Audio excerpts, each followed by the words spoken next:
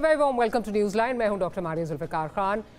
9 मई के पुरतशद्दुद वाक़यात की जिम्मेदार तहरीक इंसाफ एक के बाद एक मुश्किल का सामना कर रही है। पार्टी की टूट फूट और फिर बानी चेयरमैन की नाअहली के बाद पीटीआई की मुश्किलात ख़त्म होने को नहीं आ रही हैं। कल पीटीआई के इंट्रा पार्टी इलेक्शंस कलअदम करार देकर ईसीपी ने पार्टी की ताबूत में एक और कील ठोक दिया है। इस फैसले के बाद पार्टी के लिए इंतखाबात में उतरने के इम्कानात मजीद तारीक हो गए हैं।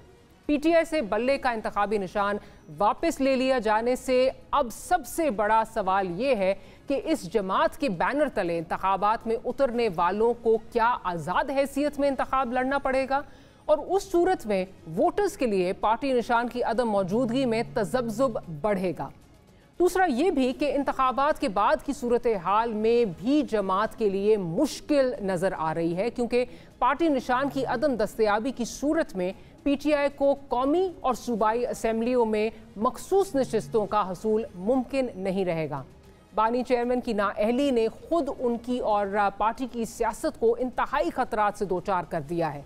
तोशाखाना केस की सज़ा तो मुअत्तल है, लेकिन फैसला अपनी जगह बरकरार है।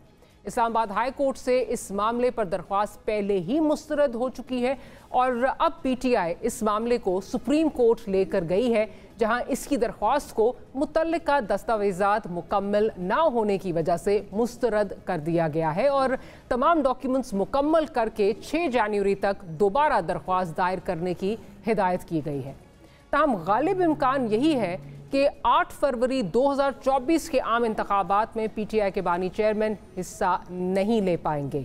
इसके साथ साथ ईसीपी के फैसले को चैलेंज करने के जो मामला है, उस पर भी पार्टी तज़ब्ज़ुब का शिकार नज़र आ रही है। पीटीआई को दरख्वास्त दायर करने के लिए ईसीपी के फैसले की मुसद्दका कॉपी का इंतज़ार है।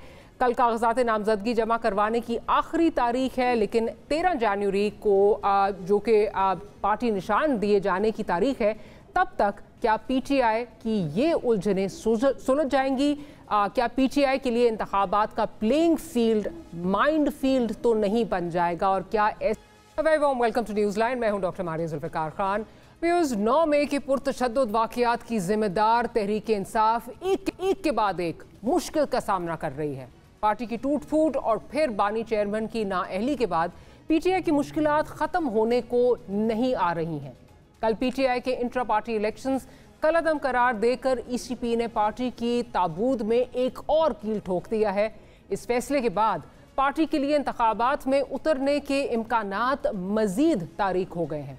पीटीआई से बल्ले का इंतखाबी निशान वापस ले लिया जाने से अब सबसे बड़ा सवाल ये है कि इस जमात के बैनर तले इंतखाबात में उतरने वालों को क्या आज़ाद हैसियत में इंतखाब लड़ना पड़ेगा, और उस सूरत में वोटर्स के लिए पार्टी निशान की अदम मौजूदगी में तज़ब्ज़ुब बढ़ेगा। दूसरा ये भी कि इंतखाबात के बाद की सूरत हाल में भी जमात के लिए मुश्किल नज़र आ रही है, क्योंकि पार्टी निशान की अदम दस्तयाबी की सूरत में पीटीआई को कौमी और सूबाई असम्बलियों में मखसूस नशिस्तों का हसूल मुमकिन नहीं रहेगा। बानी चेयरमैन की नाअहली ने खुद उनकी और पार्टी की सियासत को इंतहाई खतरात से दोचार कर दिया है। तोशाखाना केस की सज़ा तो मुअत्तल है, लेकिन फैसला अपनी जगह बरकरार है। इस्लामाबाद हाई कोर्ट से इस मामले पर दरख्वास्त पहले ही मुस्तरद हो चुकी है और अब पीटीआई इस मामले को सुप्रीम कोर्ट लेकर गई है, जहां इसकी दरख्वास्त को मुतल्लिका दस्तावेज़ात मुकम्मल ना होने की वजह से मुस्तरद कर दिया गया है और तमाम डॉक्यूमेंट्स मुकम्मल करके 6 जनवरी तक दोबारा दरख्वास्त दायर करने की हिदायत की गई है। ताहम गालिब इम्कान यही है कि 8 फरवरी 2024 के आम इंतखाबात में पीटीआई के बानी चेयरमैन हिस्सा नहीं ले पाएंगे। इसके साथ साथ ईसीपी के फैसले को चैलेंज करने के जो मामला है, उस पर भी पार्टी तज़ब्ज़ुब का शिकार नज़र आ रही है। पीटीआई को दरख्वास्त दायर करने के लिए ईसीपी के फैसले की मुसद्दका कॉपी का इंतज़ार है।